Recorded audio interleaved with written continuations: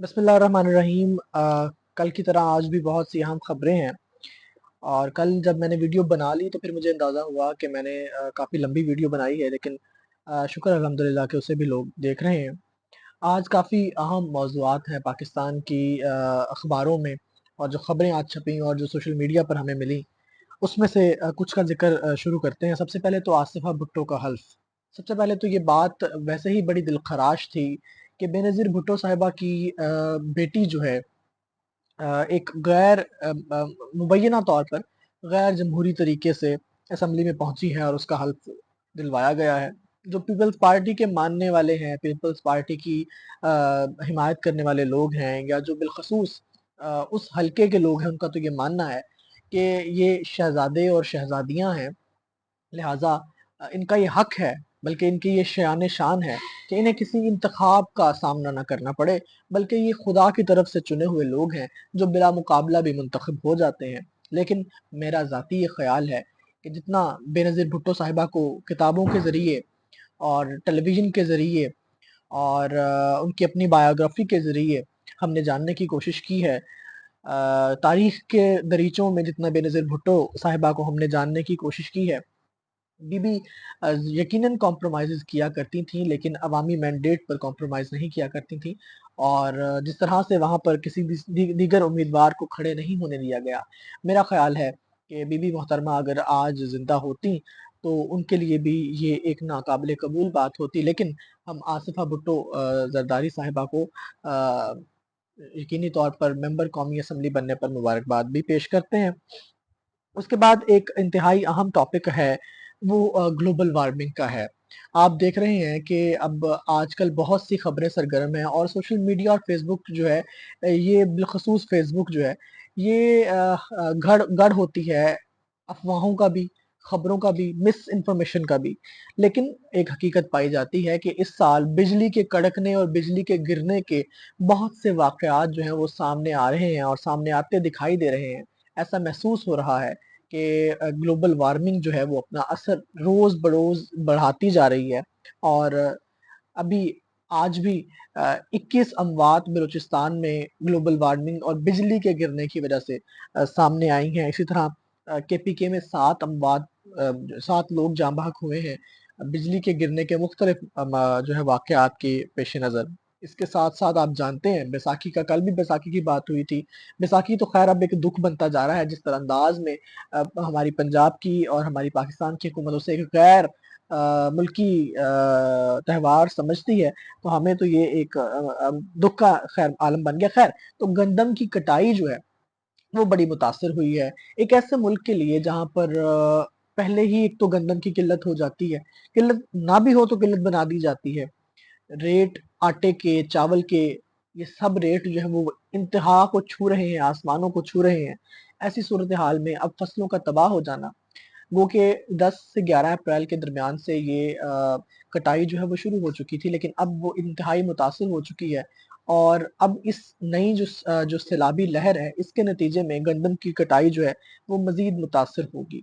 अब इस हवाले से पाकिस्तान की अवाम और पाकिस्तान के हुक्मरान ग्लोबल वार्मिंग को या क्लाइमेट चेंज को कितना सीरियस ले रहे हैं, ये तो एक लंबी बहस है, लेकिन मैं आपकी तवज्जो जो है वो 2022 में आने वाले सैलाब और उसके नतीजे में एक लॉस एंड डैमेज फंड बना था।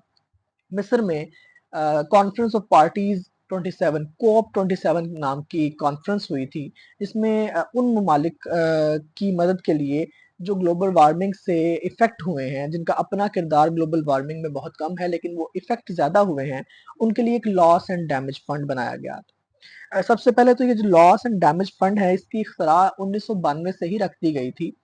और उसके बाद ये कहा गया था कि हर साल $100 बिलियन जो हैं वो मुख्तस किए जाएंगे ऐसे ममालिक के लिए जिनका ग्लोबल वार्मिंग फैलाने में बहुत कम किरदार है, लेकिन वो मुतासर सबसे ज़्यादा ग्लोबल वार्मिंग से हो रहे हैं। 2009 में भी ये फैसला किया गया कोपेनहेगन की कॉप 15 में कि ऐसा मुमकिन बनाया जाएगा कि ये पैसे जो हैं वो ट्रांसफ़र किए जाएँ, उसको पेरिस मुआहदा भी कहा जाता है। लेकिन ऐसा नहीं हो सका है।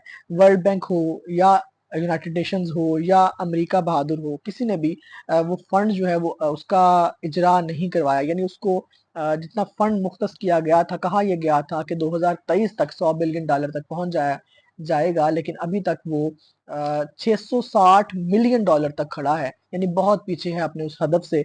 और जो $660 मिलियन है, ये आपको याद होगा कि बिलावल भुट्टो जरदारी साहब हमारे वजीर खारजा थे, और उन्होंने COP27 में अच्छा खासा शोर मचाया था कि हम अपना हक मांग रहे हैं, हमें हमारा हक दिया जाए, क्योंकि हम तो ग्लोबल वार्मिंग फैला ही नहीं रहे। जो इंटरनेशनल स्टैट्स हैं, जो इंटरनेशनल इदारे हैं, वो इस बात पे बहुत ज़्यादा कहते हैं कि अमेरिका और चाइना ये वो ममालिक हैं, इंडिया ये वो ममालिक हैं जो कि ज़्यादा इस ग्लोबल वार्मिंग में हिस्सेदार हैं। अच्छा, अब जो हिस्सेदार ज़्यादा हैं, वो फंड क्यों देंगे? इसलिए देंगे कि पुराने वक़्तों में, गए वक़्तों में, जब दुनिया पीछे थी, डेवलपिंग कंट्रीज़ पीछे थीं, तो ये जो डेवलप हो चुके थे या हो रहे थे उस वक़्त बड़ी तेज़ी से, इन लोगों ने फ़ॉसिल फ्यूल्स का, कोयले का इस्तेमाल बहुत ज़्यादा किया है। अब क्या हुआ है, जब वो खुद तरक्की याफ्ता हो गए हैं, चूँकि मेरा तो फ़ील्ड डेवलपमेंट कम्युनिकेशन में एनवायरमेंटल कम्युनिकेशन भी आता है, मैं उसका भी एक स्टूडेंट हूँ। तो उस वक़्त जो लोग जिन्होंने कोयले के इस्तेमाल से अपनी इंडस्ट्रियाँ खड़ी की और वो कामयाब ममालिक में शुमार होने लगे, तो यकायक उनको ख़्याल ये आ गया कि ये कोयला जो है, ये तो ग्लोबल वार्मिंग फैलाता है, लिहाज़ा छोटे मुल्कों पर पाबंदियाँ आयद कर दी गईं कि ये कोयला इस्तेमाल नहीं कर सकते, कोयले को एज़ फ्यूल इस्तेमाल नहीं कर सकते, बल्कि किसी भी फ़ॉसिल फ्यूल को यूज़ नहीं कर सकते इंडस्ट्रीज़ को चलाने के लिए, जिसमें गैसेज़ भी हैं, जिसमें दीगर तमाम चीज़ें भी हैं। तो इस लिहाज से वो अपना फ़ायदा तो उठा गए, अपने फ़ायदे से अपनी इंडस्ट्रियाँ भी चलाईं और माशरे में और दुनिया में ग्लोबल वार्मिंग भी फैलाई। लेकिन दीगर ममालिक जब तरक्की करने की तरफ आगे बढ़े, जब उन्होंने अपना-अपना कोयला दरियाफ़्त किया, पाकिस्तान ने अपना किया, दीगर छोटे ममालिक ने अपना किया, तो उन पर पाबंदियाँ आयद कर दी गईं। लिहाज़ा उसकी कंपनसेशन में ये फंड भी बनाया गया था कि आप लोगों ने ग्लोबल वार्मिंग फैला भी ली, इंडस्ट्रियाँ बना भी ली, तरक्की कर भी ली, लिहाज़ा आप उसका खमियाज़ा जो है वो इस तरह भुगतें, लेकिन कोई भी वो पैसे देने को तैयार नहीं है। 2023 जो है वो 1850 के बाद इंसानी तारीख का सबसे गर्म तरीन साल समझा गया है। साइंसी माहिरीन ने इसे गर्म तरीन साल करार दिया है। तो 2024 में फिर एक सैलाबी कैफियत बनती जा रही है। तो मैं सिर्फ याद करवाना चाहता हूँ बिलावल भुट्टो साहब को कि आपने तब जो लॉस एंड डैमेज फंड में आपके साथ कमिटमेंट्स हुई थी, जो कि तकरीबन $661 मिलियन की थी, उनमें से ₹1 भी, $1 तो दरकिनार ₹1 भी आपके फंड में नहीं आया है। आपने उसको अचीव नहीं किया है। पिछले साल भी आपकी हुकूमत थी, गो कि वो फरवरी-मार्च में या जब भी वो ख़त्म हुई पंजाब से और उसके बाद वफ़ाक से, लेकिन उससे पहले भी आपको 2023 में भी किसी किस्म का कोई फंड नहीं मिला था। लिहाज़ा इस चीज़ को गौर से देखें और अब वो वक़्त है, बजाए इसके उस वक़्त हमने $40 बिलियन का नुकसान हमारी मईशत ने सैलाब की वज़ह से उठाया था। अब उससे ज़्यादा नुकसान का खदशा है, क्योंकि ऐसे वक़्त पर जो है वो तूफ़ानी कैफ़ियत बनी है जब हमारी अहम फ़सल गंदम की फ़सल जो है उसकी कटाई शुरू हो गई है। आगे चलकर भी इसी तरह के हालात देखने में आ रहे हैं। तो वो जो $661 मिलियन की कमिटमेंट थी, और मुझे ये भी याद है कि मैकरॉन जो कि फ्रांस के सदर थे, उन्होंने भी फंड देने का कहा था, वो कि यहाँ पर उनके खिलाफ उस वक़्त भी एहतजाज हो रहा था, जो कि मज़हबी बुनियादों पर था, लेकिन वो फंड भी हमें नहीं मिल सका है। अभी इस साल बाकू में 2024 में जो है वो कॉप कॉन्फ्रेंस होनी है, और लॉस एंड डैमेज फंड जो बनाया गया था उसकी पहली मीटिंग जो है वो इस साल 30 अप्रैल और 1 मई 2 दिन ये मीटिंग होनी है। तो उस मीटिंग में उस लॉस एंड डैमेज फंड की कमिटमेंट्स का सवाल उठाया जाए और ये पूछा जाए कि वो अभी तक हमें क्यों नहीं मिल सके हैं। खैर, पाकिस्तान के अंदर जो ग्लोबल वार्मिंग है उसके हवाले से बहुत से मसाइल भी हैं, लेकिन पाकिस्तान सोलर एनर्जी की तरफ रोज बरोज दिन ब दिन बढ़ता जा रहा है। उस हवाले से खबर है, जो कि एक अच्छी खबर है, कि रेलवे के सारे निज़ाम को सोलर पर करने के लिए 100 साइट्स का जायजा भी ले लिया गया है, और उनको सोलर पर कन्वर्ट करने के लिए इकदामात जारी कर दिए गए हैं। ये एक बहुत अच्छा फैसला है, जिसकी यकीनन तारीफ करनी चाहिए, क्योंकि पाकिस्तान एक ऐसा मुल्क है जहाँ सूरज साल में ज़्यादा माह यहाँ सूरज नज़र आता है। लिहाज़ा अगर हम इसको अपने मुल्क को सोलर एनर्जी पर शिफ्ट करेंगे, तो ये हमारे लिए एक क्लाइमेट एफिशिएंट एनर्जी सोर्स भी होगा, जिससे ग्लोबल वार्मिंग नहीं होगी, क्लाइमेट चेंज पर ज़्यादा असरात नहीं आएँगे, और इसके साथ-साथ जो है ये सस्ता और मेरे ख़्याल है कि तकरीबन ये मुफ़्त में शुमार हो जाता है। बजाय इसके कि आप ऐसी energy renewable non renewable energy sources इस्तेमाल करें, जो कि पाकिस्तान को मुआशी तौर पर भी नुकसान पहुँचा रहे हों।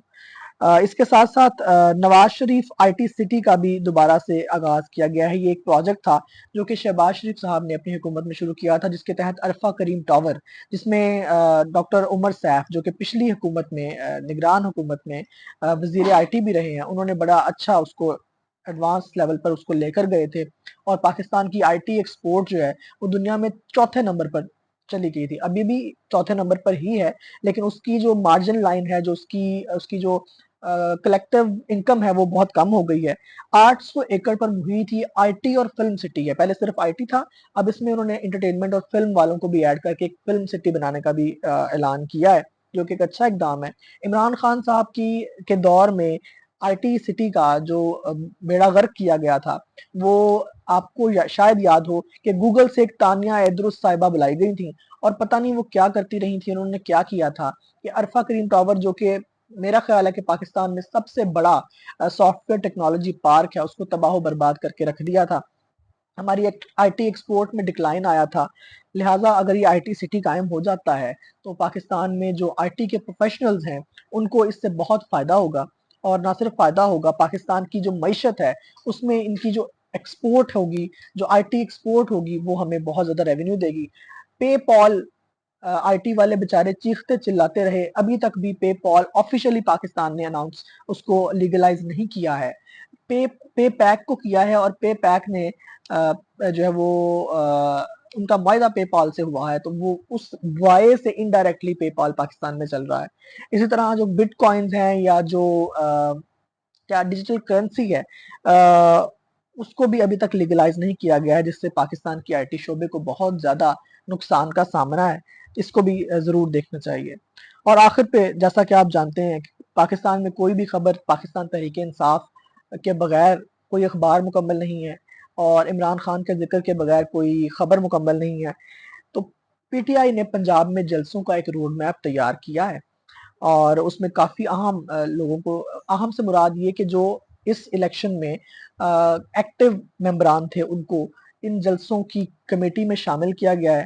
اب دیکھنا یہ ہے کہ کیا، اب ریسنٹلی عمران خان کی پارٹی پی ٹی آئی نے بلوچستان میں ایک کامیاب جلسہ کیا ہے، بنیر میں.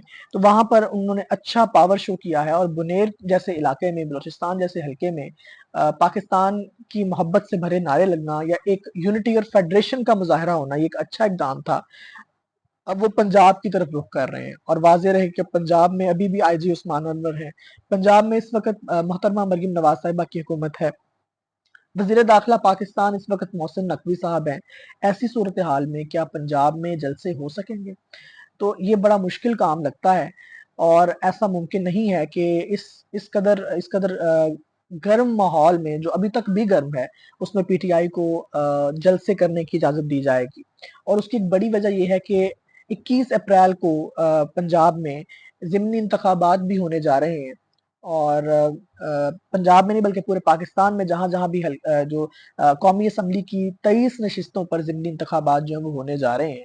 تو جہاں تک مجھے نظر آتا ہے، پنجاب بالخصوص پنجاب میں اور کے پی کے میں پاکستان تحریک انصاف فارم 45 کے مطابق تمام کی تمام سیٹیں جیتنے جا رہی ہے. لیکن فارم 47 کیسا ہوگا؟ اب کہا یہ جا رہا ہے کہ جی فارم 47 پر بھی پہرا دیا جائے گا. تو حضور، فارم 49 بھی ہے، بڑے فارم ہے. اس حکومت کے پاس، اس نظام کے پاس، اس گنجلک نظام کے پاس اتنے فارمز ہیں کہ آپ 101 فارم بھی اکٹھے کر لیں مختلف طرح کے، اینڈ والا جو فارم ہوگا وہ نکلنا انہی کے حق میں ہے جن کے حق میں وہ نکالنا چاہتے ہیں. لہٰذا دیکھتے ہیں کہ اس 21 اپریل کے ضمنی انتخابات میں کیا نتیجے نکلتے ہیں. لیکن جو گراؤنڈ ریالٹی ہے وہ یہی ہے کہ پی ٹی آئی کو اچھا خاصا ووٹ پڑنے جا رہا ہے. اور جو خبریں عمران خان صاحب کی جیل سے رہائی کے حوالے سے آ رہی ہیں، وہ پی ٹی آئی کے ووٹر کو مزید پمپ کر رہی ہیں کہ ہمارا لیڈر جو ہے وہ جھکا نہیں، بکا نہیں، اور وہ اب عدالتوں سے سرخرو ہو کر نکل رہا ہے، اس نے کوئی ڈیل نہیں کی. تو اس طرح کی باتیں جو ہیں وہ پی ٹی آئی کے ووٹر کو مزید چارج کرتی ہیں، جو پی ٹی آئی اپنے سوشل میڈیا ونگ سے چارج کرنا بڑا اچھا جانتی ہے. تو لہٰذا وہ اب دوبارہ سے ایکٹیو بھی ہوں گے، وہ پہلے سے بھی ایکٹیو ہیں، دوبارہ سے اپنے آپ کو زیادہ ایکٹیو کریں گے. اور ایسا ممکن نہیں ہے کہ پنجاب سے وہ فارم 45 کے مطابق ہاریں. ایسا بالکل ممکن نہیں ہے، وہ جیتتے ہوئے نظر آ رہے ہیں.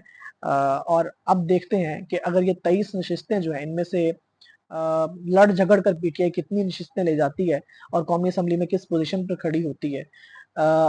یہ جس بھی پوزیشن پہ کھڑی ہو فی الوقت پی ٹی آئی ایک ایسی پوزیشن میں ہے کہ بالکل وہی صورتحال بن سکتی ہے جو 9 اپریل 2022 کو عمران خان کی حکومت کے حوالے سے بنی تھی، اپوزیشن نے بنائی تھی. عمران خان بھی اسی پوزیشن میں ہے کہ وہ دوسری پارٹیوں سے، کچھ پارٹیوں سے مل کر چاہیں تو اس حکومت کا دھڑن تختہ بھی کر سکتے ہیں، لیکن اس کے لیے بڑے گھر کی حمایت بڑی ضروری ہے.